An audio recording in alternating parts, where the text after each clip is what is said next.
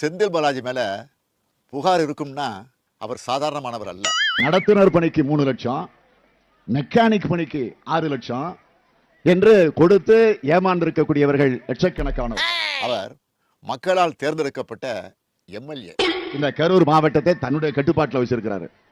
கட்டுப்பாடுனா கொள்ளையடிக்கிறதுல, ஊழல் செய்யறதுல, லஞ்சம் வாங்குறதுல, அந்த கட்டுப்பாட்டில் வச்சிருக்கிறாரு. அதுவும் 5 முறை எம்எல்ஏவா இருக்கிறாரு. 2வது முறையா மினிஸ்டரா இருக்காரு.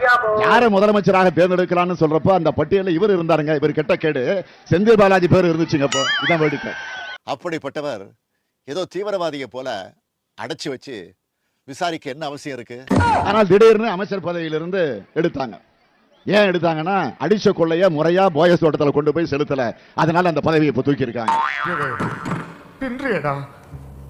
எம்ஜிஆர் பார்த்திருக்கேன், சிவாஜியை பார்த்திருக்கேன், ரஜினியை பார்த்திருக்கேன், கமலை